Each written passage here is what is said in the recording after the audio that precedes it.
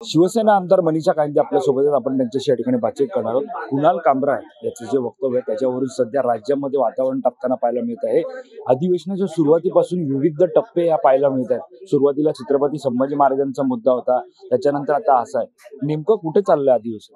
नाही बघा, अधिवेशन व्यवस्थित चाललंय. हे लोक मुद्दा भरकटण्याचा प्रयत्न करतायत, कारण त्यांच्याकडे कुठला मुद्दा राहिलेला नाहीये. सरकारने इतकं चांगलं बजेट प्रेझेंट केलंय. सगळ्या घटकांना काही ना काही सरकारकडनं ठोस मदत देण्याचं काम केलेलं आहे. लाडक्या बहिणींचा पण विषय सगळा मार्गी लागत आहे. पुढेही त्यांचं हे वाढवणार आहे.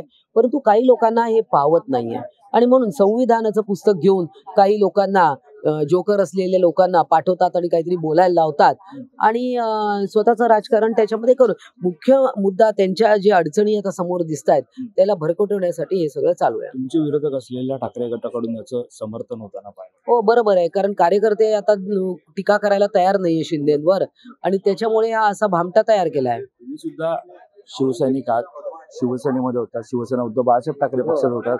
फूट पडायच्या अगोदर तुम्ही सुद्धा बाजू मांडत होतात. त्यावेळेला तुमच्या सहकारी असलेल्या किशोरी पेडणेकर या सुद्धा दमदार आवाज देत होत्या. मात्र त्यांचं एक सूचक ट्विट आता समोर येत आहे. त्याच्यामध्ये समजायला उशीर झाला पण अनुभव मोठा मिळाला. आपलं कोणीच नसतं हे आपल्यांनी शिकवलं. लोक थोडी लेट कळाली पण परफेक्ट आली. नेमकं हे कोणाला म्हणत आहेत? मतदारसंघात चालू आहे, त्यांच्या नगरसेवक पूर्ण लॉबीत चालू आहे की कुठे पक्षश्रेष्ठींकडे चालू आहे?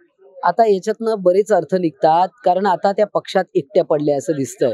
कोणी त्यांचं समर्थन करत नाही. त्यांना काही काही गोष्टी ज्या करायला लावल्या, इकडे तिकडे जायला लावलं, ह्याला भेटा त्याला भेटा, जे करायला लावलं त्याचा आता त्यांनाही कुठेतरी पश्चाताप होत असेल आणि त्यांना वाटत असेल की आपण एकटे पडलोय, पक्ष आपल्या सोबत नाहीये असं. चला कॅमेरा पर्सन अवधेश कोरेशी, मी वैभव पाटील, मुंबई.